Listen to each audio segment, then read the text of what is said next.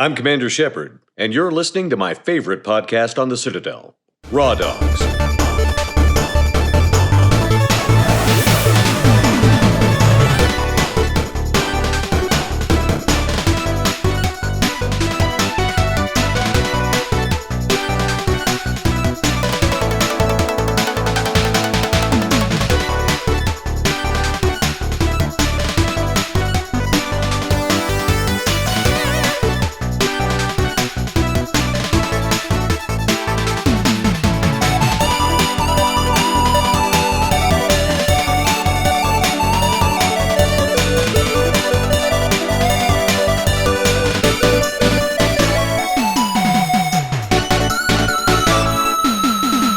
Expect for an action RPG that is very, very grindy. For sure. Tony Hawk. Yeah, Tony Hawk RPG would be bad. It could be done. It could be done. There's right. not sports. Sports RPGs are something that doesn't really happen. Yeah. Welcome to Raw Dogs, everybody. We are your favorite podcast in the world about video games and beer. We are part of Hair of the Dogcast and part of the Greenlit Podcast Network. This is odd, because this is the very first Raw Dogs where Dylan isn't here. Dylan, we miss you. Dylan, we miss you. Dylan has, I don't know how much money he spent, but maybe like $200 on Mario Legos. And he is sitting right now, probably in his underwear, making little sound effects with his Mario Legos. My hero. Yeah, that's the good life right there. On the better news, we are joined again by... I'm back. This is Nick. I have missed you all so much. I'm so happy to be back. Life got a little crazy there for a second for me, so I am so pleased to be back with my dogs. Yes, breweries require a lot of love when they're busy and changing. Yes. Absolutely. And then we have another returning guest from the Mega Man episode. Nate, I'm back again, Face for Radio, like always. Yeah, glad to be here. A little less busy than these two. I don't have enough reputation in the company yet. I'm getting there, though. Glad to be here. You do more work than me, I know that much. And then a very special new guest. David, would you like to introduce yourself? This is David Jones on the air for the first time. Not live, of course. Voice for radio. A voice for radio, for sure. That was my line, Nate. We're talking about Diablo today. Patreon supporter. Well, let's first just mention this show is possible because of our Patreon executive producers, Brian Ward, Tyler Keller, and of course the brand new Kip. Kip, I don't know your last name or a cool nickname, but Killer Kip, the Killmeister. We appreciate you. Thank you for your support. And it's also brought to us by Ryan Christianick, our dear friend who is freezing in Texas. He sent the podcast so much beer in the mail that we decided to let him choose a whole bunch of episodes. Heck yeah. Yeah. Love it. We love you, Ryan. And today's episode is about Diablo. Now, Diablo is a very prestigious series. Oh, absolutely. For only 3 games. But the other night, David was over here, and I'd just gotten my 2 new Diablo books in the mail. And I casually asked, like, what you've been playing, and you had mentioned. No, I've been playing Diablo 3 over lockdown. The replayability in the end game is really high. You can push greater rift levels, collect more sets, legendaries. So they've really built on the initial release of Diablo 3. And you're a big Diablo 2 guy as well, right? I was growing up. It was a big game for my childhood. That's me as well. The Diablo 2 is with Warcraft 3 probably the first real games where I got both competitive and obsessed. Blizzard has owned my entire multiplayer life because I was a World of Warcrafter as well. But yeah, no, that Blizzard knows how to make a multiplayer game, even to this day with Overwatch and all of that too. They know how to make a game that you can keep on coming back to. That's the hook, you know. There's more money in the hook. Oh yeah. The PvP in the game was fantastically malicious. You could get real mean with it if you wanted, because it's one of those games that you drop all your loot when you die. So you you two have both beaten 2. Did you beat 3 as well? I did not beat 3 because I played it at release, and I'm not gonna lie. When it was at release, it was rough. And we will talk about that rough release. Yes. And did either of you play 1? I played 1. I didn't beat 1. I was too young. I kind of played it with my brother, and I didn't really get what was going on. The storytelling was totally lost on me. Yeah. I was pretty young when I played that one. We'll talk about the lore. I don't know, lore in video games. For the Mega Man episode, it really pissed me off. I'm like, there's nothing interesting in the Mega Man lore. I was like doing everything I could. Well, I will say this. To this day, the line fresh meat still sends shivers down my spine. The butcher was Fresh meat. Yeah, that cutscene, especially in that Play-Doh animation that it was way too realistic for my 6-year-old brain or whatever it was. And it's straight up demonic shit. Oh, Like, yeah. Oh, as yeah. a little kid, you're just being lit by the computer screen. You're probably sitting up there late at night. Oh yeah, basement because my brother lived down in the basement, and yeah, it was dark and damp and cold, and it just Shit's scary. yeah. And Nate, you have played these games as well. Yeah, I played Diablo 1, and similar to Nick, I don't remember pretty much any of it. Also wasn't encouraged to play video games as a kid, so it's kind of a secret thing. Yeah. Sort of.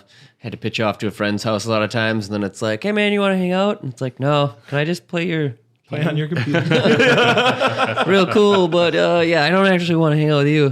Played a lot of Diablo 2. Yeah, probably hundreds of hours. I don't actually know. I thought I was really cool because I was like one of the first kids to get it. And it was one of the first games where my parents were okay kind of with me playing video games. And then Diablo 3, I did the wait. And then after it got bad reviews, I just didn't follow up. I did follow a little bit on the auction house because I thought it was real cool with the economy and stuff. The in-game economy. But other than that, Real cool, you agreed with the idea, or you're just fascinated that they went for it? nerdy in the idea of a small economic scale. I'll throw out Eve as well. It has its own realm and everything and its currency or whatever, where Eve, I think it's ISK or some stuff, can be translated directly into dollars now. And it's equivalent of Bitcoin, and it's kind of crazy. So nerdy in the business aspect of economy. It edges on that line of a little dangerous, because man, there are people that can take advantage of it. I mean, I know when I was in Warcraft, I took advantage of the economy in there ruthlessly. You have enough money, you can just buy everything out and put it back up at a higher price. Well, yeah, we'll get into the auction house. There's a lot of good things in there. Of it. I just wanted to establish the fact that you three have put fucking hours into this series, and I want everyone to know that I have put 4 hours into these games. I saw you say level 20, and I was like, wait. Oh yeah, because I'm what? Yeah, level 28 barbarian is what I am right now. Yes, yeah. But I have read 2 whole books. I have watched probably 10 hours of YouTube. Honestly, you probably have a deeper understanding of the lore than I do, because I guarantee it. You need to seek it. You do with these games. Yeah, I was explaining to Nate on the car ride home the other night, Anu and the dragon Tathamet, and he's like, "What? Are you talking about Diablo?" No idea. Yeah, well, that's all pre-Diablo. Yep. But before we go any further, we're going to drink one of these delicious beers that Ryan sent to us. This is from Spindle Tap Brewery. It's called Frostbite, and it is a cryo-hopped IPA. Cheers. Thank you, Ryan. Thank you so much, Ryan. Thank you, Ryan. Aptly named for the cold snap in Texas, by the way. Hey. We hope you are somehow staying warm. I wish Josh was here to describe what a cryo-hopped is. Do you know what cryo-hopped means? I wish that I knew more. I'm guessing it has something to do with cold, but it is delicious. It is quite nice. And before we go further, Ryan wrote down his thoughts on Diablo. Growing up, my brother and I never had the current generation of consoles. We were always 1 or 2 generations behind. I played the hell out of my Atari when everybody else had a Super Nintendo, but it changed when my dad got us a new computer with an optical disc drive. He gave us some money to go buy a few games, and we bought Diablo. Somehow, we convinced my mom to get the box with the devil on it. That's a tough sell. That's a tough I sell. love that. It's hard to describe the sheer terror and amazement I experienced as an 8-year-old playing through the first game, but ever since I got that taste, I kept coming back to the franchise. So, this story, like some video game stories, more than you'd think, actually takes place partially in Madison, Wisconsin, which I was surprised to learn. Wait, what?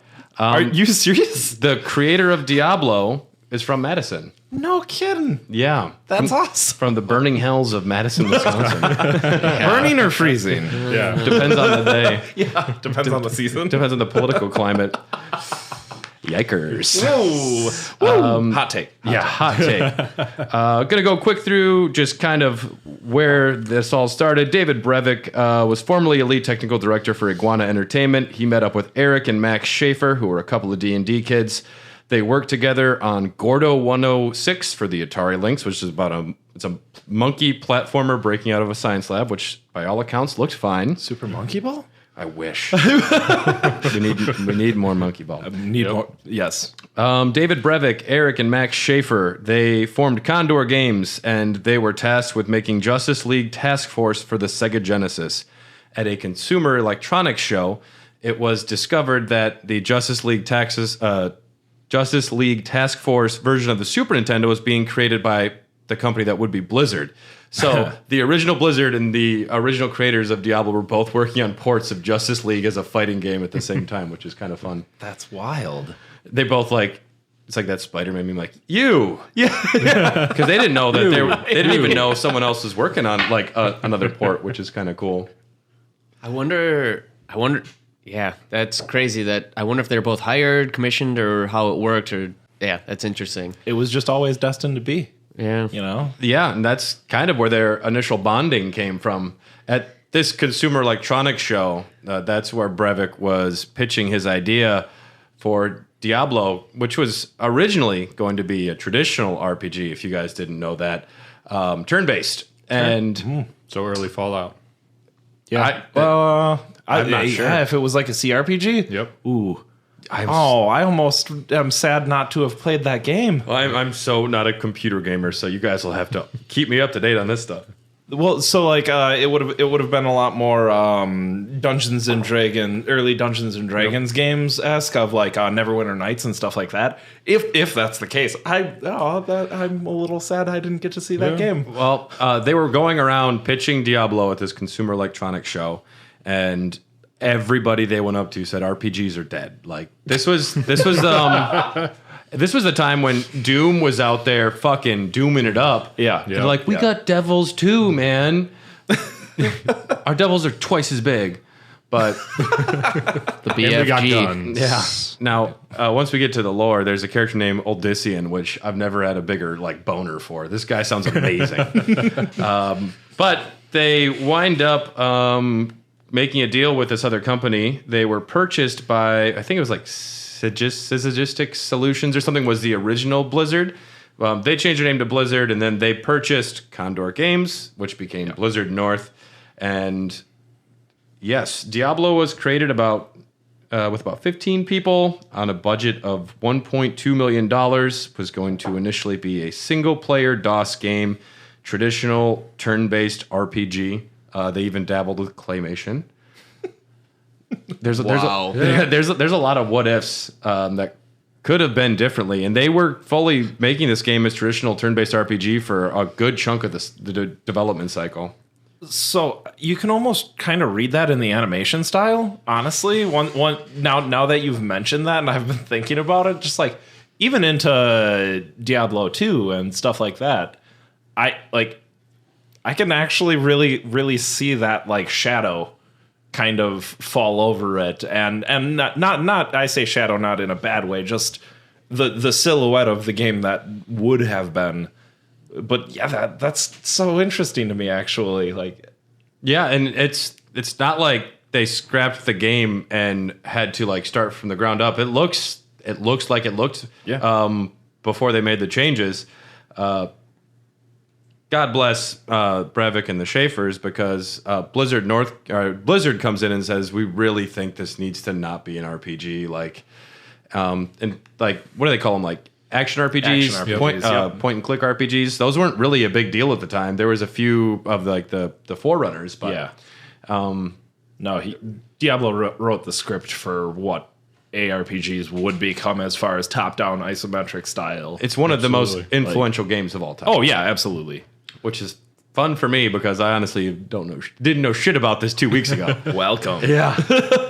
You're in it now, Brad. Yeah.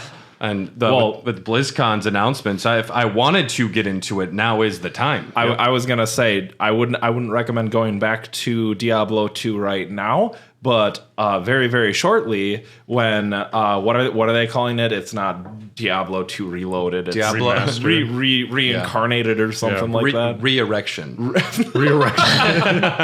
I've had one of those before. Once in a Round 2. once in a blue moon. So, commenting before, like on the turn-based strategy thing, I was thinking about it. It almost, even with the art style and everything, reminds me of Baldur's Gate, Yeah, a lot. which almost would have Yeah. been a Diablo universe Baldur's Gate. And I looked it up real quick here, and Baldur's Gate came out in 1998.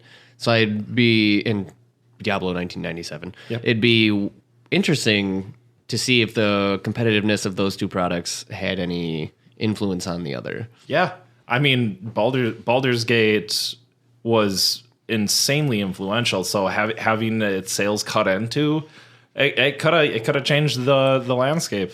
Like, and also the tabletop rule set of Dungeons and Dragons does not translate super well to games. That's why the new development of the newest Baldur's Gate, it's taking some liberties. It's a very good one-to-one, but it definitely does not work exactly the same way as the tabletop game does. So it would have been interesting to see a ground-up for computer-only, same style, same spirit almost, honestly. Those games could have been very interesting. They would have hit the same exact market, so I don't think that it would have elevated either of the games. I think it would have cut into those sales, but it would have been interesting to see that competition. I think Diablo probably still would have been very successful if it was a traditional RPG, but it wouldn't have been Groundbreaking. the juggernaut way that it was. became. Yeah, Agreed. yeah.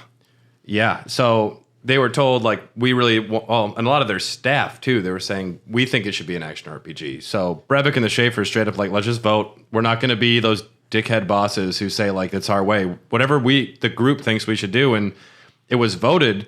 And so it was a Friday. Brevik says, okay, shit. Sends everyone home. And he stays there for, like, an extra 5 hours that night and turned it in by himself, converted the entire game to be a point-and-click action RPG. When they came back in on Monday, there was a working build for it just because Brevik had done it. And he talks about in a lot of interviews about that. The first time he had a character, he clicked on a skeleton, the guy walked over and hit the skeleton. He's like, that felt really good. I mean, if you haven't played the game, that feeling is incredible. Like it really is, and especially back when games didn't really function like that, it was like, oh, I got this now. Yeah, part of what makes the game, I think, great is that it's pretty accessible. You're able to start the game up pretty quick. There's not too intense of a character creation before you're able to jump into New Tristram, which Brevik said he wanted it to pass the mom test. Where, like, could a mom play it if she wanted to? It's that easy to play, hard to master. Yep. Yeah. And like I said, I haven't played the original Diablo.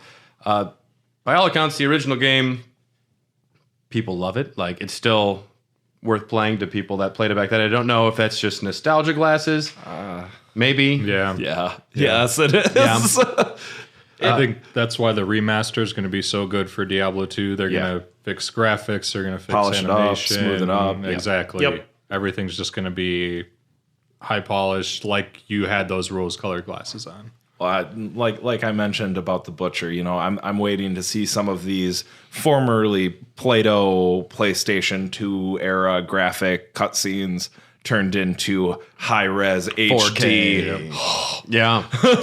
I was impressed today playing Diablo 3 Reaper of Souls on the have the PS4 version. I was playing on the 5, and I'm like, it looks great. Yeah. Yeah, and I'm a sucker for like heavy metal imagery, and Hell yeah. just like an angel with like a sword saying, I fuck you, I'm gonna be immortal, gonna be amortal.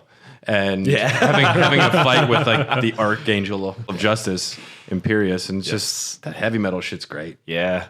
Furious is a little bitch. Tyrael is one of my favorite characters, like Yeah. in any of gaming, just because he accepts flaws to become more badass. Well, and it's after he meets Odyssean, the character I was talking about, and he's like, I don't know, dude. Yep. Humans are pretty cool, Yep. man. Yep. Odyssean's so cool. But then there's this guy Jerry. It's probably pronounced like Jer Harash, but I pronounce it Jerry. There's like a great movie to be written about Jerry.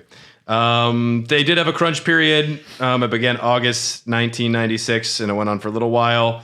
Battle.net, Blizzard's online service, was added about 6 months before release because they didn't have any multiplayer plans, and they're like, we want it.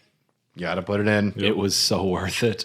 That's the first one that used Battle.net, which they still use today for everything. Because I'm, like I said, I'm not a PC gamer. What does it all got? Warcraft, Overwatch, StarCraft, World of Warcraft, Big time. I mean, Blizzard is a juggernaut as far as multiplayer games go. It's definitely one of those companies that just knocks it out of the park every time. Once you hit that rhythm with their games, you're in it. You're in it for years. The game went gold 5 days before its release, which is pretty cool. You know, It's credited with creating the subgenre of point-and-click action RPGs, and that's like the making of. But let's talk about how the game plays. Now, who's got the most experience with D1? D1. I mean, I can't claim any like true. Like I said, I was playing it with my brother. I was probably 6 at the time, and it was one of those things that I'd sneak down to his room and hang out with him and watch him play, or either and like get in on it a little bit. But also, my brother's a little overprotective, so there were definitely moments where it was like, all right, you got to go away. Yeah. You can go and fight skeletons, but when we get to the the blood room, no, you got to go. I think one of the biggest aspects of Diablo, it's what is it? Not procedurally generated, but like the levels are different every time, randomly generated. So the dungeons are, for the most part, procedurally generated. But they always have an aesthetic, a feel to them. There's like a art design and a layout. There's the same graphics and music, tiles and bad guys. Yes. Yeah. Especially in the original one, I mean, it was very almost roguelike, where you get like a chunk that is put in, and it's like, oh, I recognize this chunk, but then it connects to like 2 things, and you go into the next chunks. And I believe with Diablo 1, I mean, at least Diablo 1, it locks the level. Like, after you play like level 1, level 2, the layout remains the same for that playthrough. Oh, did it? I believe for Diablo 1 it does, but either way, what's really great is that, I don't know, every time someone is playing this game, it's their own experience. It's not the same map, which really lets it be more of your own thing, which is fun. I was on a message board because I wanted to make sure I was saving right when I was playing Diablo 3, because I wasn't sure if it was an autosave. I didn't want to lose progress. And one of the first things that came up was like, this game's so stupid. I beat so much of it, and I come back and all the guys have respawned. The maps look different. I was like, oh, dude, you don't get it. Yeah. A little off on the concept. Kind of missed the point. And then there's, of course, character classes, which I think is the biggest aspect of the gameplay. I don't remember. Was that a wizard? Rogue, sorcerer, and Barbarian was always there. Yeah. Very. They called him a warrior. It was like warrior in the beginning, or fighter or something. It was very, very cardinal D&D classes. And so I don't even remember how your characters advance. Now, in Diablo 1, I think you were actually like doing attributes, and you were able to choose certain skills, because you weren't locked into, if you're a warrior, you can't use sorcerer moves in the first game. Anyone could use any moves. Certain classes would be better at them, or they would actually be able to have like use them efficiently. But you were very much able to, if you wanted to play the game differently, you weren't really locked in, which I think they kind of backed away from pretty hard. Yes, That's very much so. the highlight of D1 and D2 over D3 is you could take different classes, use another class's skills with rune words. With, any number of things. You could have, a necromancer, you could make them use a bow in D2. You could use, a sorcerer and make them a melee character. D3, you are more constrained by your class. You're a sorcerer, you use intelligence and you use spells. Barbarian, you use the dexterity or strength, and you just use, two-handed weapons, shield, sword and board, stuff like that. Yeah. Character classes sometimes are support-based, sometimes magic-based.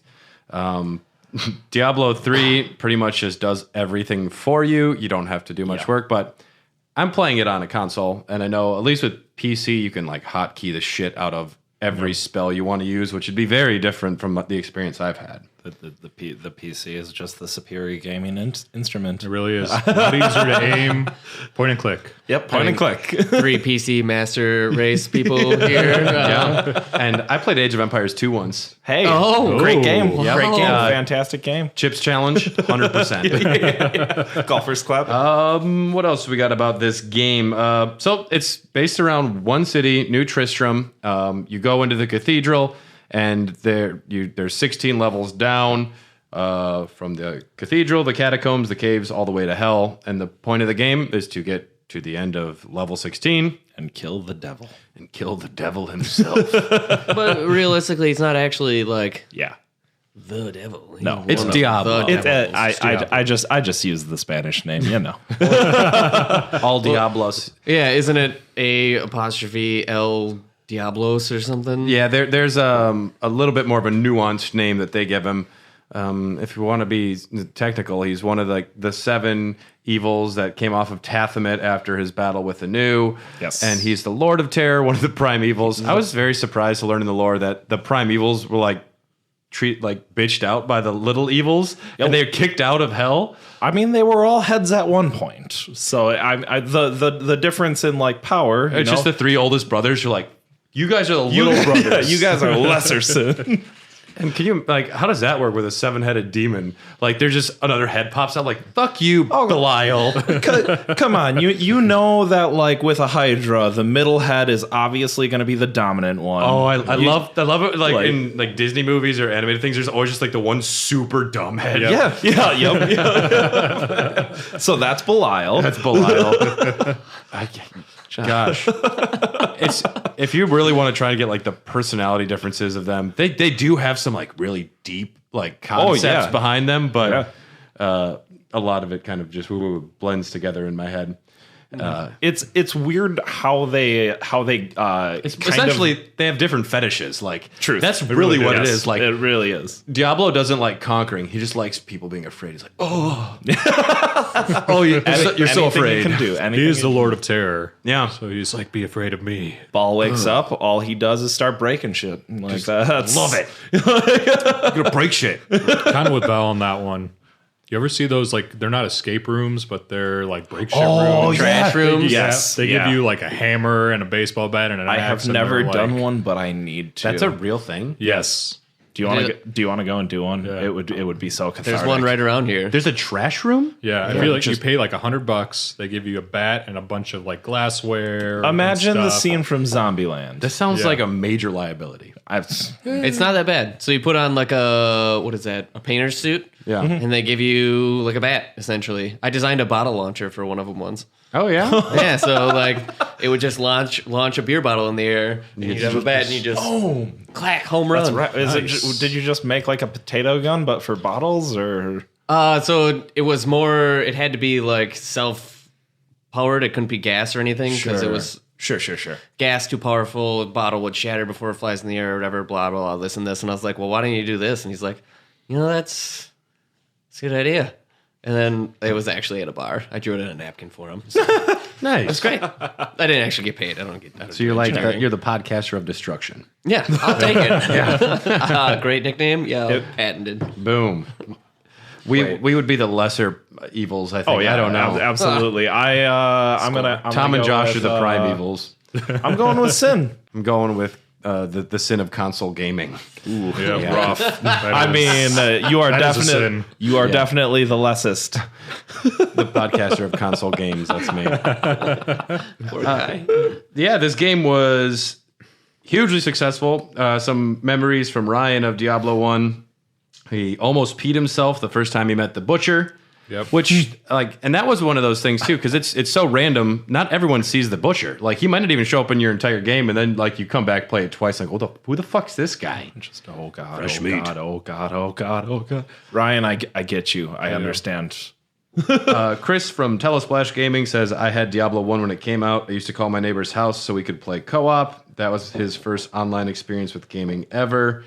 I think it's interesting that the creator, Brevik, he had the people working on this game, and he didn't know what they were doing for the ending. So he actually saw the cutscene not knowing what the end was going to be. Spoiler, my understanding is that if you're playing the game, it looks like your character killed killed Diablo and took a stone from Diablo and put it in his own head. Well, that stone is his soul stone. The soul stone, yes. But once you get to the lore, they actually write it to be Prince Aiden, and your character was down there, but wasn't the one who ultimately did the thing. So the way that I've always read it, because I have gone back since to just kind of try and figure it out, because I was very confused about who the Dark Wanderer was when I was playing through Diablo 2. So I tried to at least get the basis of that. I went back and read up on it, and basically, about what happens to the rogue and the sorcerer in Diablo 1. Because the different character classes have their own endings too. Yeah. We'll get into that. The fighter is that person, and this prince got sent away to fight in a war and then returned home. And I think that's kind of his D&D backstory, if you will. And we'll talk about Leoric and Aiden and I figured everyone's favorite homie Deckard Cain. People, Deckard Bane. I'm Deckard Cain. I was born in the darkness. Tyrael. So we're going to open another beer from Ryan. We have from Six Wards Brewing Company. This is their 6 Feet Away IPA. And I'm guessing they might be smaller. It's from Dickinson, Texas. But there is a special sticker on the can. So they don't have a specific label printed. So that Love it. One off. I do love smaller breweries. I'm into it. And I am one of the 6 wards of my family. Cheers. So I had to save this one for Raw Dog. So cheers. Cheers to the 6. Pretty straightforward IPA. Pretty classic. Hey, I dig it. Nice and drinkable. I'm okay getting back to some classic IPAs, Yeah, we get a little wild at times. Oh, do we? Yeah. Give me a triple dry hopped milkshake. Double vanilla. Yeah. Every once in a while, I just want a beer. Which we make as well. Oh, yeah. Vivo Pils, one of my favorites. Eagle Park Brewing represents just so everyone knows. Shameless self-promotion. So this game was massively successful when it comes out. And Sierra Games, is that who? Despite objections of Blizzard, Sierra produced Diablo Hellfire. They were told, we're making an expansion. We don't care. You don't want it to happen. Yeah. And I love that. you love that they made Hellfire. No, I love that they just went in the direction they thought was right for their game, because a lot of producers don't do that anymore. Well, no, but Blizzard didn't want the expansion to happen. They were like, we're taking your baby. Someone else is going to play with it for a while. Oh my god! Sorry, I didn't know that. No, they Ew. were pretty upset about it. And I don't know, it's kind of like BioShock 2. Now, everyone has, by all accounts, I think everyone is so sour that it wasn't made by Ken Levine. And then people that played BioShock 2 is like, it's kind of better. I mean, objectively, the mechanics are better. Obviously, the storytelling was Yeah. Yeah. Yeah, but I don't know. It's kind of a similar scenario or you could do the Batman Arkham prequel game too, where it's someone else is playing with someone's toys and it feels a little weird. Diablo Hellfire it added 2 additional dungeon segments and a new side storyline. It added jogging, and a 4th class was the monk. And by all accounts, it was fine. And It was fine. it didn't change much. Yeah. It was fine. It was an early expansion when expansions or DLC.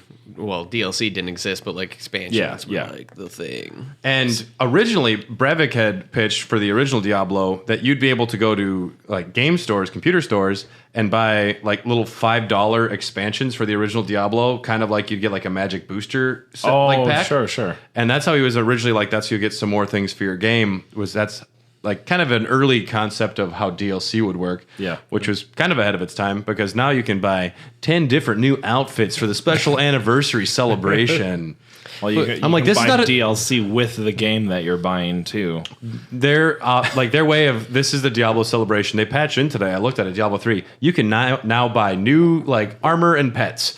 And I'm like, give us a special armor set to celebrate or something. Right? Yeah. So, on the marketing strategy of that, it's a little iffy because if a game is already being released at the price point that the company wants, and then they still offer like cosmetics and stuff at an additional price, it's like, I've supported you enough and you made your profit. Do I really want to pay you more? I will say It's this. hard.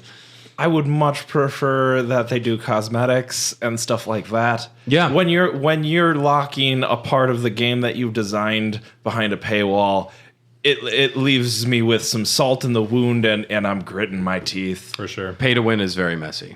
Pay to win is So cosmetics is fine. yeah. Yeah. And It's the Fortnite model, if you will, honestly.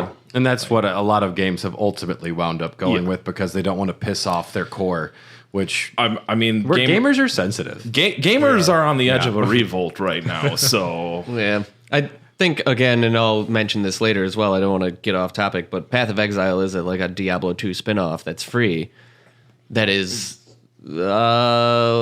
great. yeah, But also has its critical flaws that we'll focus on Diablo 2. But again, it's free and only offers cost in cosmetic or like stash upgrades and stuff like that, in which I've supported the game just because I was like, well, I've put a good amount of hours into this. I might as well give the developers some money. absolutely. And I think that's a great pay model. And I have also a large amount of friends who do the same thing. yeah.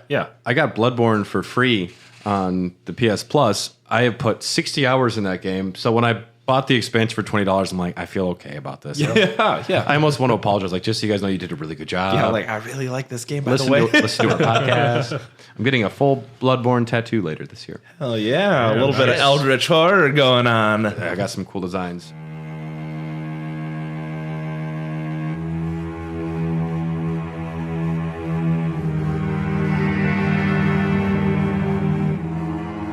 Stay a while and listen. I'm Deckard Cain. I was born in the darkness, Batman. Announced by Blizzard in 97 with a planned launch for the first quarter of 1998, which they missed. Released June 29th, 2000. Sold 184,000 copies initially. 1 million copies in the first 2 weeks. 2 million in the first month and a half. Fastest selling PC game of all time at the time. One of the main priorities was to stop cheating and to implement. Just a second, I lost it here.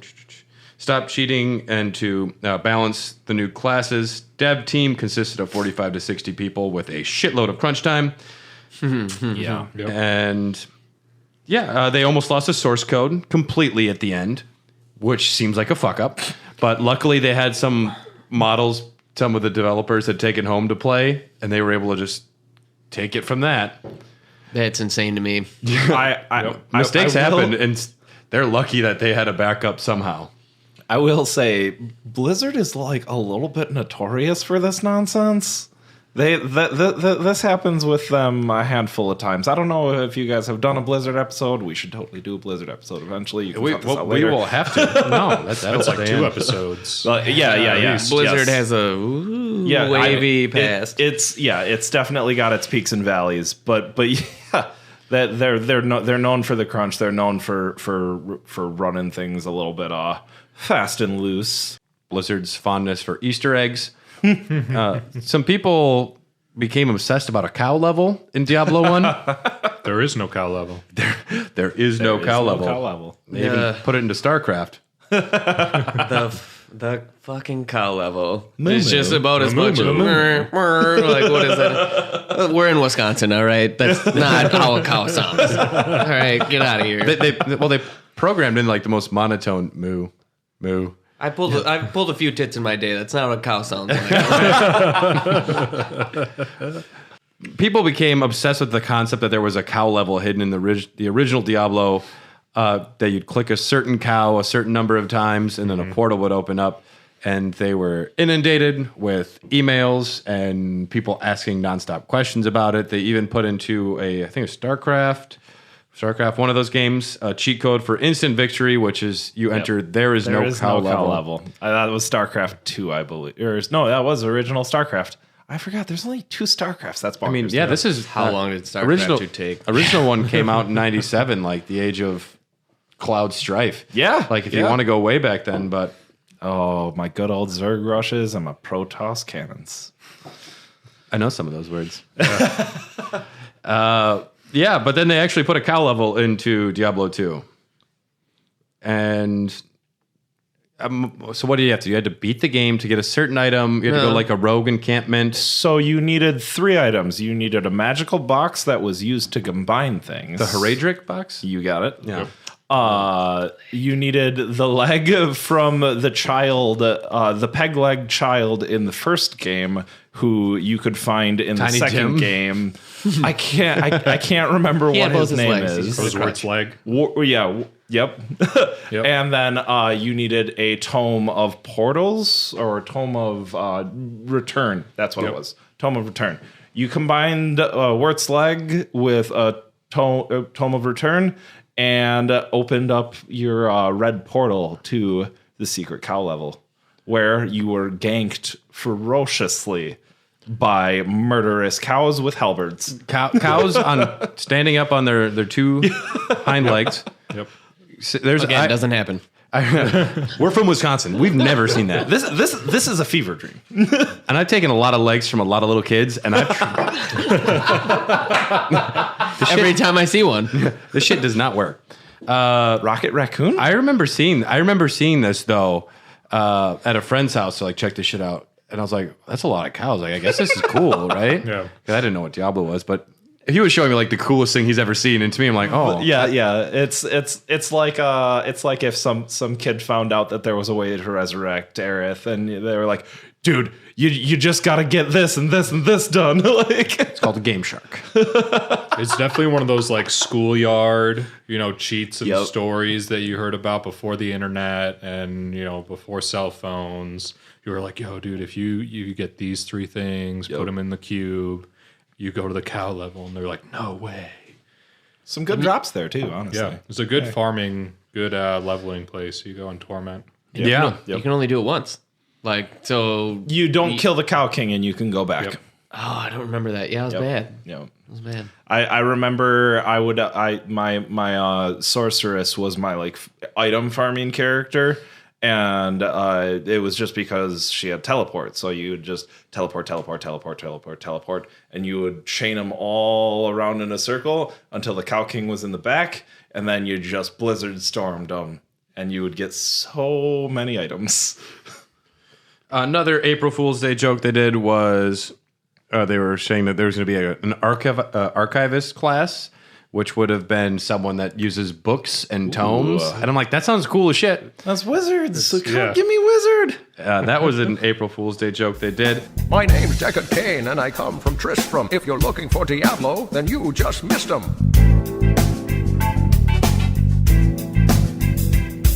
If you find old Griswold, then you can take him down, but you'll get no reward till you come back to town.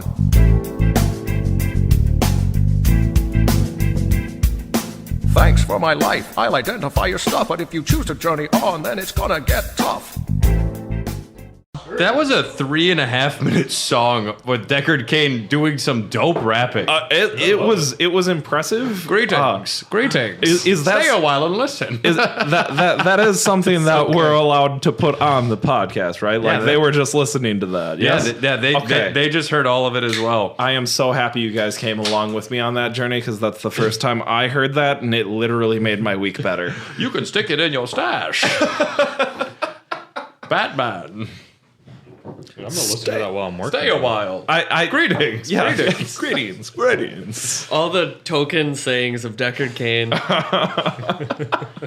The Tom Selleck line is pure gold, though. I look like Patrick Stewart. Oh, wait, no, I sound like Patrick Stewart, but I look like Tom Selleck. Oh, it's great. And we're back, everybody. Deckard Cain has guided us in. And so we know a little bit about the development of Diablo 2. Now let's talk about the game that is beloved. It is the most beloved of the Diablo franchise. Definitely. That is, from my understanding, it kind of took a lot of the concepts of Diablo 1, cranked it up to 11, and just refined the shit out of it and made it so much bigger. The class system got more interesting. You got more options to choose from. You were able to spec out your character a little bit more specifically. The rune system in the game was super interesting. Yep. There were just so many little things that they did, and massive overhauls as well, that really changed the game from being the first action RPG to the best action RPG. David, can you explain this rune system? So that's a kind of way to further develop your character? Yes, so runes are similar to, I guess, now's... Paragon in Diablo 3? No, not Paragon, but in Diablo 3, you can have a specific rune on a skill. So every skill will have, I think it's 5 runes, but they're kind of set in that skill. Versus Diablo 2, and you can correct me if I'm wrong, like you could just rune whatever, and that would add, say you like runed a bow. Yes, it was your equipment that had slots that you would put these runes into. And there felt like a billion different runes that you could choose from. You could combine them to get, different skills added. And it was just a really great way to make the game play unique, make the class system not feel so strict. Like I said, you could be a necromancer using, Amazon skills or whatnot. What really got me about Diablo 2 was the world building and the atmosphere. We always come back to the Butcher because that's like the iconic, the best scene, the blood, the dungeon, the music, and then it's the Butcher. So the Butcher's in 1 and 2. I know he's in 3 as well. The Butcher is in 1 and 3, actually. He's not? The Butcher is not in 2. From what I can remember. Maybe he is in an expansion or something. I don't know, because they're still patching that game. I would go back to play it. I will go back to play it with this remaster. But getting back to the job system, the class system, what you're choosing for your character class. There's 5 core character classes, and they each have their own skill trees inside of them. So yes, each one has 3 in Diablo 2 that you can kind of go to. So a sorceress can have different specialties based on ice, fire, and lightning. And then on top of that, you have this rune system where you're able to not only take that character class and take it down a skill tree, which I know skill trees became popularized in a big way. Maybe this wasn't the first, but it was one of the best. And then you have the rune system on top of that to further take your character into the build you so desire. Yes. Yeah. It was fun being able to. So like my character, I played what I affectionately still refer to as a trapazon. It was an Amazon that specialized in traps. So I would lay down these things. I would run in towards a mob. until they started chasing me, and then I would run backwards, and then I would cackle maliciously as they ran into Your farts. massive lightning spears. You were that farting as you ran away, and they exactly were yeah, poisoned. Yes. Just You fell for the classic trap. It's interesting though because women don't fart.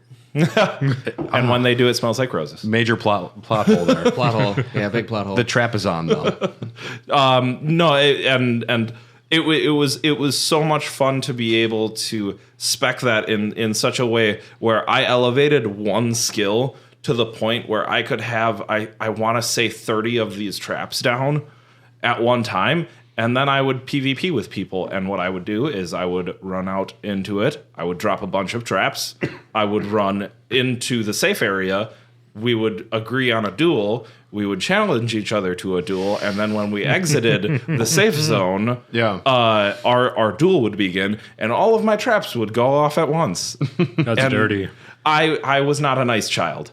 I learned kindness. As long as you win, it doesn't matter. I mean, that's what online gaming and PvP is, right? Like, it doesn't, I'm not going to play by the rules. I'm going to do what I can to win. And Well, and one of the biggest issues with Diablo 1 was the multiplayer infrastructure was very poor. Oh, wow. And it was extremely easy to cheat, so it was almost impossible to have a game where someone wasn't fucking you over. Yep. And Diablo 2, they tried to strive as much as they could. I think is Diablo 2 where they had like an online They implemented two ways to play. There was BattleNet and there was Open. Yes. And Open, you got away with using things like trainers on your game and you know mods and stuff like that. Yeah. And the BattleNet server actually tracked your character. So if you went from level 1 to level 99, your account got kiboshed. And your closed, it was a closed realm, and Yes. those Yeah, characters yeah. were stored on Blizzard servers, and you had to play once every 90 days or they would delete you. Yes. And with Open, it was saved on your computer instead. that was upsetting. That was upsetting to you? The 90 The 90 day day thing. was a big problem. Oh, because it's like, has it been 80 days already? I don't know. I better go check my guide. I didn't track it, and being, I don't know, a child, you have no, like, you know, nobody reads anything. Like, you have like responsibilities, Nate. yeah, right? Like, well, I gotta job. keep my characters active, and then you come back and you're like, what? No.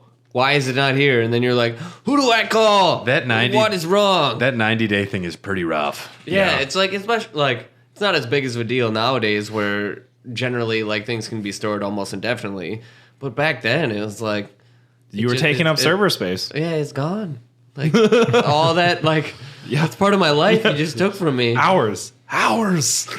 Yeah. I want that shit. Hundreds Days. of hours. I was gonna say the amount of time that I logged in that Years. game, months at the very least, probably a year. Yeah. Probably There's a year. probably I don't never To all of my World of Warcraft gamers who have taken any type of hiatus, imagine that. Yeah. Just all of it's just gone. after 90 days. You could have sold that character for $10,000. Back in vanilla, not anymore. Now you can just boost it for $30. I don't know enough about that. Sorry, that's different tangent. World of Warcraft. Blizzard, it's too close. And money becomes a bigger thing with Diablo for Monetization. the next game. Yes, There's 5 character classes in vanilla D2.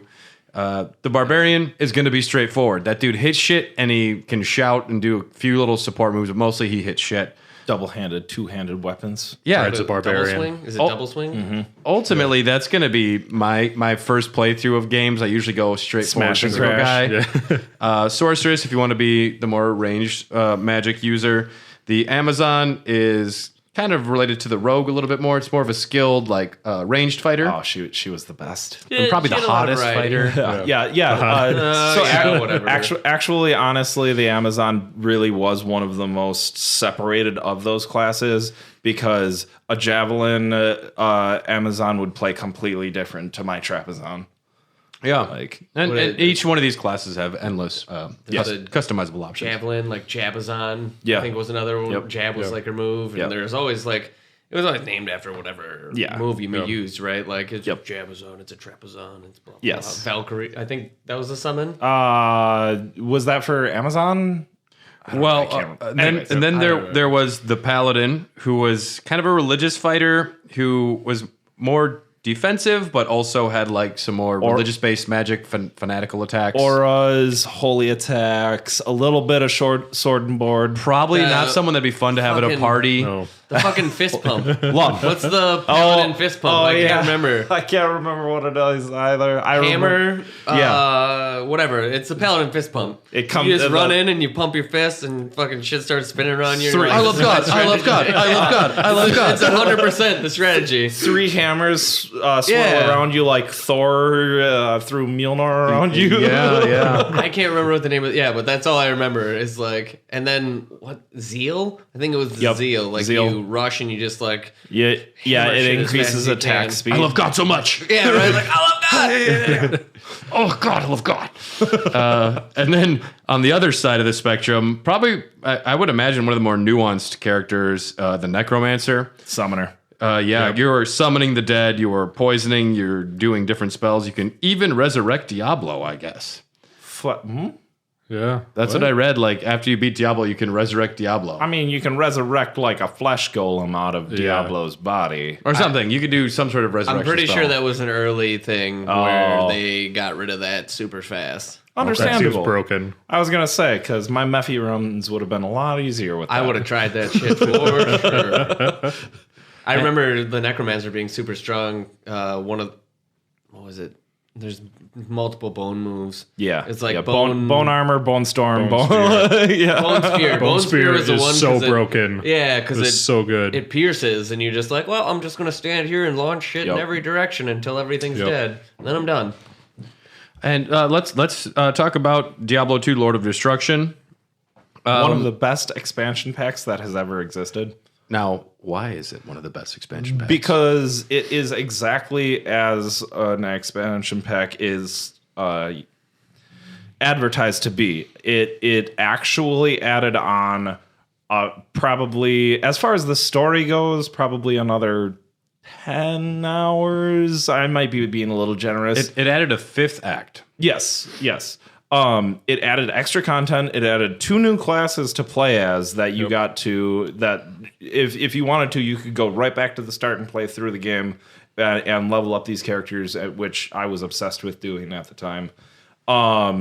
It added more runes. It added like more ways to customize your character. It really just elevated the game the correct way.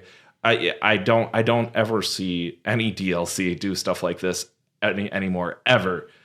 So go like as far as expansion packs go, that one is probably in my like top 3. Because I know Diablo 2's initial release, there were some issues with the servers too, where they anticipated 10% of what they got. They didn't expect that number of sales, and so their servers were hurting right away. That's where the 90-day thing came from. And you very quickly learn like these things don't work in a online universe. This loot dropping system, the way that these systems interact, you learn very quickly that.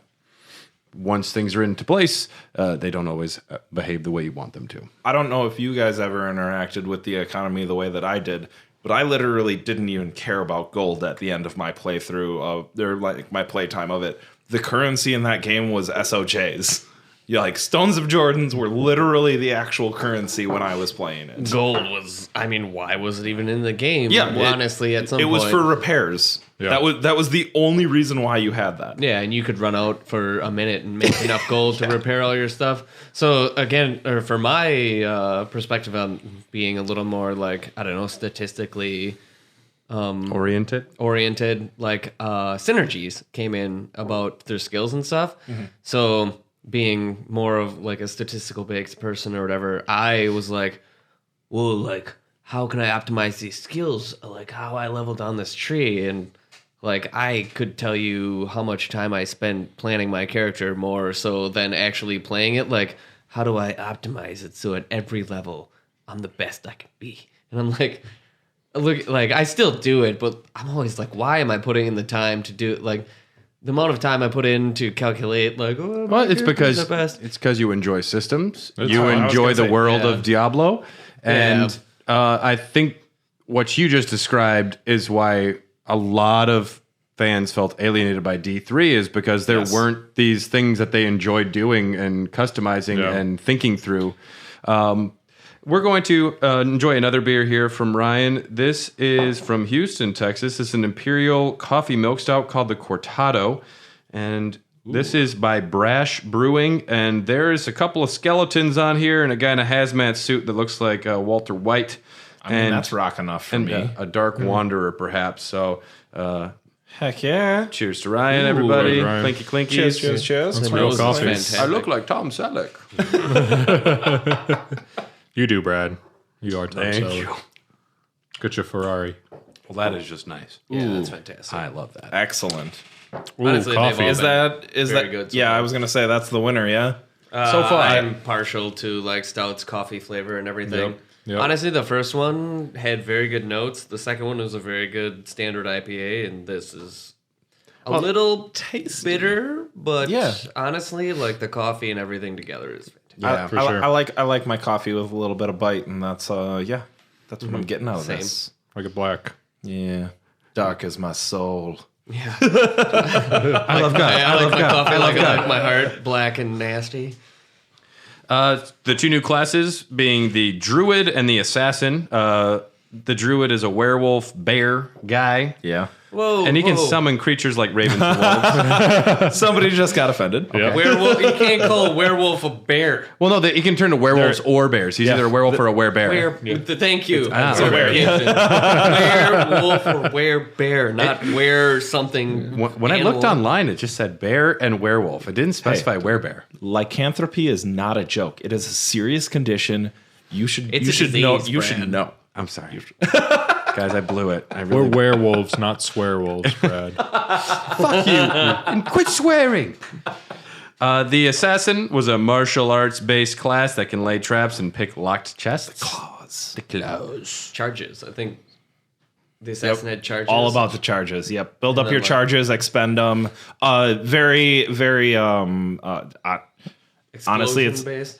I always got the rogue from World of Warcraft. Like they very clearly took a lot of inspiration from that, building up your action points, and then having like, okay, you've done 5 of your bonus actions, and now you get to expend your action to do a mega attack. But what's that?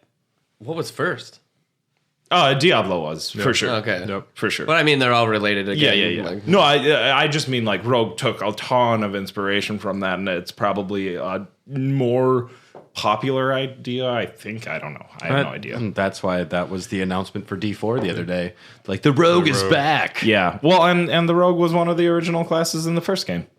agreed. The Lord of Destruction also brought a bigger resolution to the game, 800 by 600. Yes. Which is a nice thing. It was glorious. Well needed. I'm not a graphics guy anymore. I can go back and play the original Final Fantasy and be in that moment just as much as I was back then. No, it's because it's stressful because that game's tough as shit. That's true, and the music is A little bit of masochism. Yeah. Oh man, those early games. If you don't have a guide, it's like we're gonna fucking kill you. So we have Diablo 2. Now, are you guys?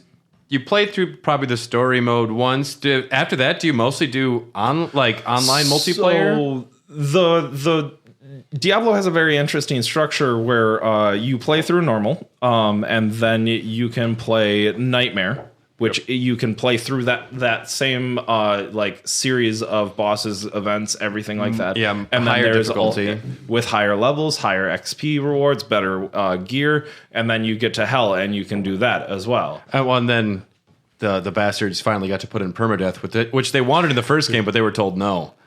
I would have loved that, honestly. Permadeath is a fun concept. Actually, no. As 6-year-old me would not have appreciated What that. do they call it? Never mind. Hardcore mode? Yeah.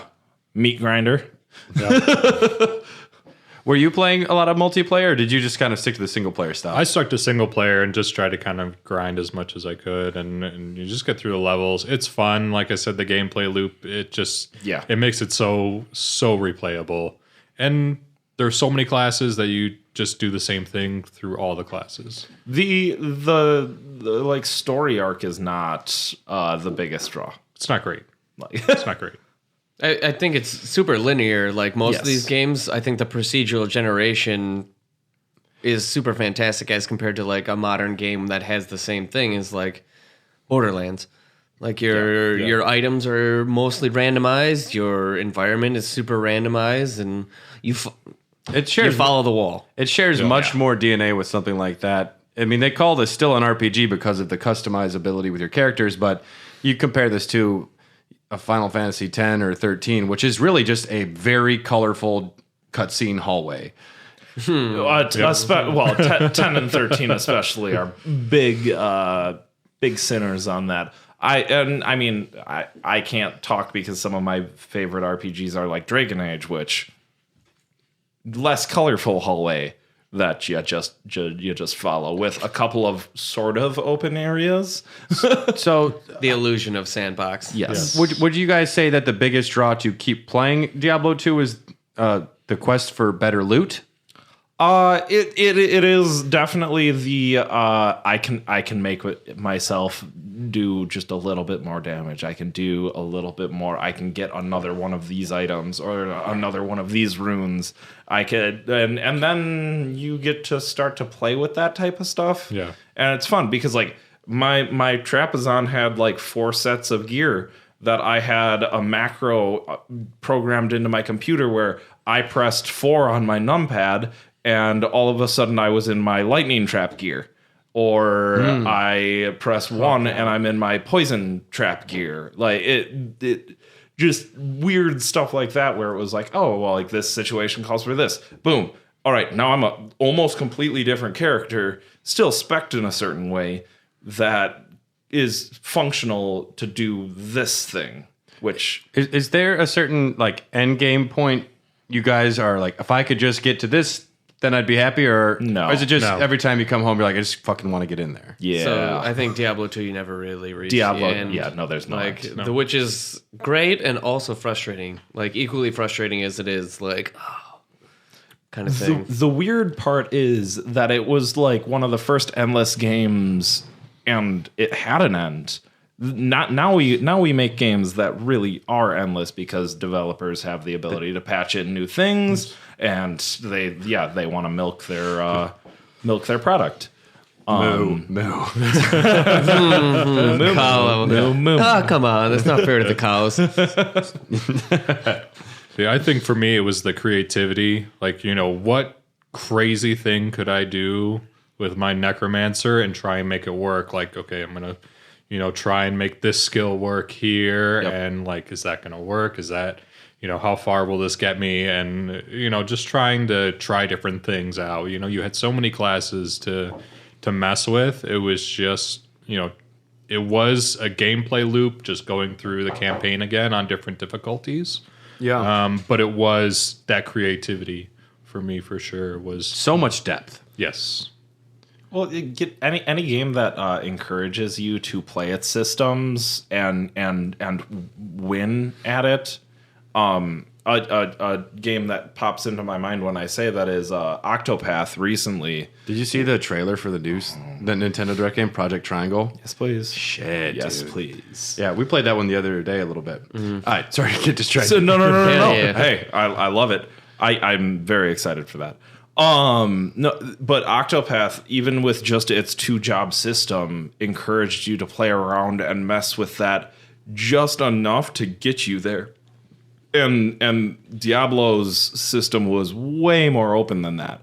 And with those open systems, every once in a while, especially because this was patch every other month, there were holes left in it, and I have always been a gamer that likes playing the game the way it's not supposed to be played and just completely breaking it. Exploitative. Oh yes, it's one of the most satisfying things in the world.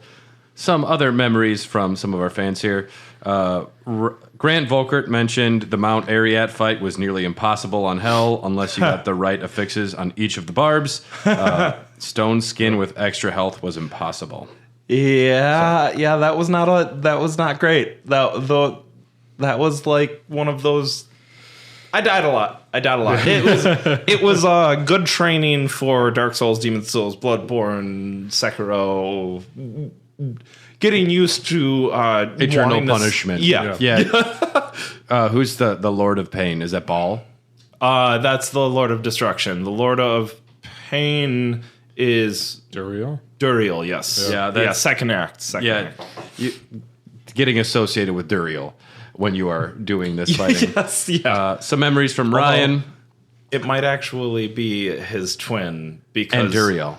Because she doesn't like to physically torture. She likes anguish. Yes. Oh, yeah. Speaking of Anduriel, Ryan's memory that he mentioned was having to explain to my mom why I was fighting a giant naked lady to save mankind. Oh, the slimy boobs. The slimy boobs. so bad. Oh, it's so bad. What's going on here, Ryan? I'm trying to save mankind. Shut up, Mom. And he also put finally slaying Diablo again, only to have another downer of an ending. Your princess is not in another castle. She doesn't exist. You know, if I had to, before this episode, boil down everything, like my personal experiences with Diablo, or Diablo 2 in specific, it would be the secret cow level and seeing that battle chest. I remember seeing that Diablo battle chest, like that big PC box that had 1, 2, and Oh, yep. like the expansion pack. Yep. And I remember like, that looks cool as shit, and it's really big. The, but the art on it, the flames rolling up, and yeah, no, that it was beautiful. Sorry, I'll put my elbows down. I liked it. No, I would say my biggest takeaways from easily my favorite, the one that I played through, the one that I sunk hundreds of hours into. My brother and I designed a program that literally ran our character through Mephisto's dungeon.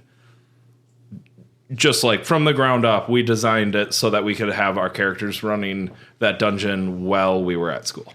That's awesome, man. It was obnoxious. I have no coding knowledge. I don't know how we pulled this off. But it worked. It was incredible. It was one of my favorite bonding moments with my dear brother. Honestly, it makes you think like how many kids at that age got into like programming and you know mods, things like that because of Diablo 2. Absolutely. I wish. And everything, like all of these games, kind of at some point goes back to I played Dungeons and Dragons as a kid. Yep. I enjoyed reading Lord of the Rings, and there were computers around, and shit happened. Very exciting that we are doing this Diablo episode. Thank you, Ryan, for suggesting it, because literally days ago, Diablo 2 Resurrected is announced. There it is. Yes. Resurrected. Resurrected. Nate doesn't look excited. Feelings. Okay, so it's going to be a 4K version of the game, from my understanding. It's just like kind of an HD remaster for PC, Switch, PS4, PS5, Xbox Series X and S. But if it's going to be the game that they left off and they just make it look prettier, why are you against it, Nate? I like the old graphics. I like everything about the old version. Not to mention, like, I can't remember. My friends, my Discord buddies, are recently into a version of Diablo 2 that's essentially the same as this, like, remaster, just on a Like a modded version? smaller mod version. What are you And playing? Median XL? I can't remember what they called it. Like, they tried to draw me in. I don't have time. Currently. Honestly, I wish I could play video games for like 8 to 10 hours a day, but I just can't. It's Oh, God. Sorry. Jealousy just exploded out of my stomach for a second. we work in the same place. Like, there's no way. But no. So there's a modded version. My problem is I like the old art. I like the old game. It's almost like set in your ways type thing. But at the same time, like, I don't know if they're actually, from what I've read and from what I understand, they're not making any significant changes to the game. Well, that's what they're going to say, because that's what people want to hear. Yes. And then the moment it comes out, they're like, Well, there's cosmetic purchases available, and we're going to add a new character eventually, and you have to pay $30 for it or something. I will say this. If they treat it the same way that they treated Warcraft 3, Blizzard is going to get burned down. Well, Oh, but for wait, sure. like, isn't this from the same people that have been doing other, like, they did Tony Hawk's and they did like Crash Bandicoot? I think it's like They're bringing in a studio. No, you are right. They're doing a studio that specializes in doing perfect Like resurrections. HD remakes. Hey, But it's just a graphical remake is essentially what I've grasped from it, and And you like the original stuff, but there's enough people that haven't played it that wouldn't play it if it wasn't polished and pretty sitting in 4K on their new console. Yep. Including me. Because what am I going to do on my iMac? Go put on Diablo 2, which I guess they did patch it like 4 years ago to work on Macs. But the other thing that I'm really hoping that Blizzard will do is cross-platform it. It like they did it with Diablo 3. Let me play with Brad. I'm playing on my computer. You're playing on your. I believe it is going to have cross-platform. Dude, I think so. We can crush some Diablo 2. I would 100% go back with anyone and be like, let's crush Diablo 2 Easily. again. Like that Like, that I would be a think- blast with the difficulty scaling. And yeah, it would be incredible. I would love to have that happen because that was one of my favorite multiplayer gaming experiences. Diablo 2 has received 23 patches. It is Hot damn. everyone fucking loves it. Yeah. And no one will say it is not the best. Like everyone will. Some people say they like Diablo 3 as well. People are like Diablo 1 was so fun, but everyone's like Diablo 2. We acknowledge this is the pinnacle. Yeah. And Resurrected is, I think, coming later this year. It's coming out, so that's something to look forward to. Coming soon. Now, we have a little bit of time left in this episode. We're going to talk about a little game called Diablo Junior, which I have a feeling none of you were familiar with. What is this? So this was a working title for a single-player prequel that was going to be for the Game Boy Color and or Game Boy Advance. It was they were developing it to have 3 different cartridges a la Pokemon with a different class for each cart, which I think is very cool. That's Makes sense. That's dope. And connectivity between them, so you'd have to like be able to trade items. hey, I had the 3-way connection for Game Yeah. Boy, so that would have been The link You had cable, to trade like, all the Yeah, different yeah. Pokemon you could only get on red, yellow, blue, green. I totally had friends that I traded Pokemon with. see this cute little like we're trading rodents game. Let's have a devil on it. And I would have sold it as a Pokemon Blood Red. Yeah, blood red, poison green, pus yellow, and bruise blue. Yeah, there we go. Nailed it. Fucking nailed it. Nailed it. Yeah, that was good. You can actually see a video of some of the work, like the development when they were doing it. Just like really rough prototype of the game. Never happened. Diablo 3. Now, we're not going to talk about the game that came out until the next episode, but our homies Brevik and the Schaefers worked on a Diablo 3 they started in 2001, the development. They were planning an MMORPG, and it was developed to take place in heaven as the majority because hell was taking over heaven, which controversial art design choice. I can see why some people were worried, but also still heavy metal. Yeah, I was gonna say metal as hell. I'm in. Demons in Literally, heaven. That metal is is so cool. Well, even with going to the lore or whatever, from what I grasped, the concept of the World Stone, just transferring back and forth and being able to create immense, like, shit just goes back and forth. Yep. Like, Yeah. you know, It's like whoever never-ending controls hell. it controls reality. So Yeah. Yeah, they were working on this game for 2 years, and there was an incident where the Big Four depart. Brevik, the Schaefers, and I guess another guy named Bill Roper, who was integral. They decided to leave from Flagship Studios to form Flagship Studios in 2003. Allegedly, they left in regards to the company being sold to Vivendi Universal Games, and they wanted to have some input on the sale and some of the details, and they felt they weren't heard. So the Big Four depart. Eventually, everything that they were working on with Diablo 3 was completely scrapped, and the game was changed. 2005, Blizzard North closes, and it's sad. I mean, these were the guys. Dark Age of Blizzard. The Dark Age. These guys were the ones that had the ideas, and there's a point that kind of a lot of studios go through where someone made these beautiful babies, these beautiful games, and studio interference causes everyone to say, like, we're fucking out of here, dude. Yeah. Don't get in the way of artists. I think one of the things is growing pains. Like I am studying like management for software design and all these things. It's like people with good ideas and coordinating software developers and things is a very hard struggle as comparatively to the people who are like, this is to make money as to This is my bottom line. Yeah, as compared to like what Nick said, where the artists are creating something of beauty. Of value to them. Like they're speaking from whatever creative process they have, and that is as much as I believe a part of like what a lot of people would describe a soul as. Like that you're giving a part of yourself to this project. Passion or art. You're taking what was so great about what they did, and they're like, we just want to make it way more accessible. We want to make it a little more palatable, and we want to be able to charge people for it. Yeah, no, but I need the metal. Yeah, like And we'll get to Diablo 3 on the next episode, and just the nostalgia cash machine that I still love it, but you can see it. It is. And they don't really hide a lot of it. oh man. So you're gonna start playing soon, huh? So I didn't play Diablo 3, but I studied the auction house just because I'm an economy nerd and stuff like that, and I was just in the face of like, this is prime for like market manipulation and things that we've actually seen in modern society, not to mention like current events and stuff, but like, damn, like you can do this and it's very possible. And just, whew. it's a delicate thing to try and balance and implement. Yeah. They just Creating saw a dollar closed- signs, that's all. Yeah. We got a couple minutes.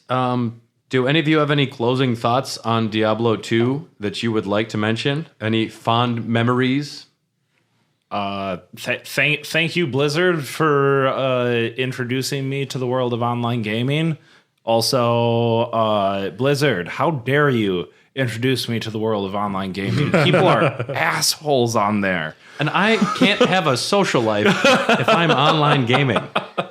I know that as a console gamer. I got way too into Destiny for a while, and I didn't do anything other than play Destiny, which was great. But No, I get it. I get it. Well, I mean, I enjoyed so much the procedurally generated idea of that game. Anytime I hear that word now described for a game, I'm like, oh, not the word greetings. if they could have gotten Deckard Cain to procedurally generate words, well, I mean, that rap happened, so obviously they did. Yeah. But We can get a soundboard going or something. I mean, Deckard Cain. And if you want to talk about the lore, Deckard Cain mentions Sean Connery, so that means like they're in the same universe. Yep. That might have been a voiceover. Somebody might have been doing that. No, that was officially released. Was it really? That's the Deckard Cain voice actor. Holy Confirmed Diablo is actually in the future. This is post-apocalypse. Patrick Stewart is real. He's still actually alive in post-apocalypse, too. That Earl Grey tea is doing him good. Hasn't aged a fucking day. David, do you have any final thoughts on Diablo 2? Thank you, Blizzard, for allowing us to be so creative with a game and for allowing friends who couldn't play together all the time play together and grief the shit out of each other. Honestly, for me, it's like replayability and bonding.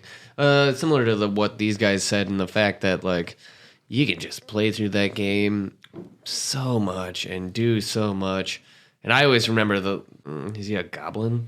Right outside the Den of Evil, whatever that guy is. Tweeted us. I just remember messing that little goblin guy up, but even early in the game, he can kill you like instantly if you hit him and he sparks lightning. Yeah. I think that's fantastic, as well as like setting the precedent for modern games. It's just fantastic.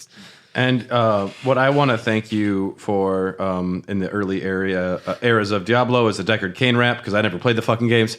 But that Deckard Cain rap is absolute fire. It's exquisite. It is aged wonderfully. Fire with a Y. Oh my gosh, 10 Ys. I don't know if that's possible. Firefest. Yeah. If they got Deckard Cain to perform at the next Firefest, like, could you I would imagine? go. I would go. I know. We're I know on it's an a trap. island. Shit's pretty weak.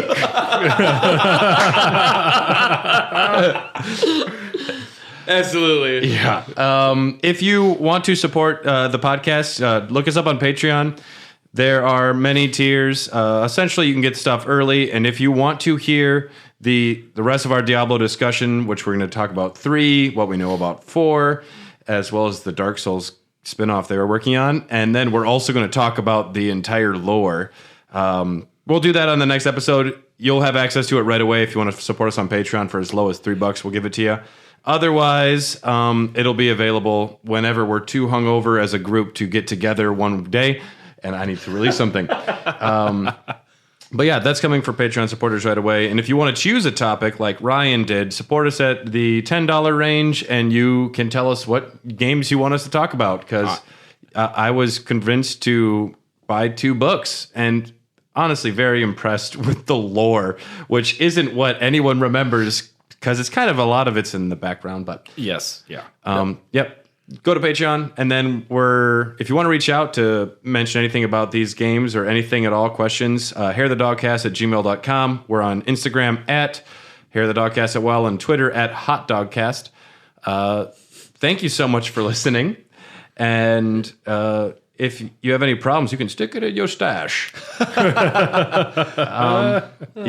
probably play a little more of that rap, because Please. it is our new obsession. Yeah. And for Patreon supporters, we will be releasing something right away for you for Diablo 3, 4, with a couple semicolons, what could have been 4, as well as we're talking about Anu and Taphomet and Odyssean and Jerry Harish. So It's about to get deep. it's about to get deep. Plus, we're not taking a break from drinking, so it's about to get deep and drunk.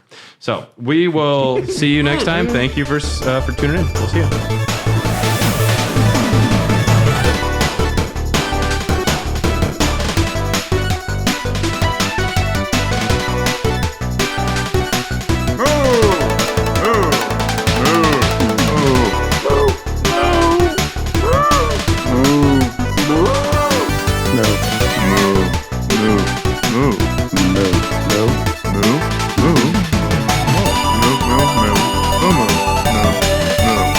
Moo.